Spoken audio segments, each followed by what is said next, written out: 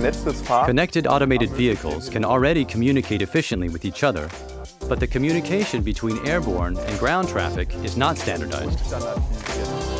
These two worlds have to be brought together by a translator. That's a software able to deal with both languages, filtering out, translating, and transmitting messages relevant for the vehicles so that it will completely block all lanes of the road. These worlds have never overlapped, so bringing them together means breaking new ground.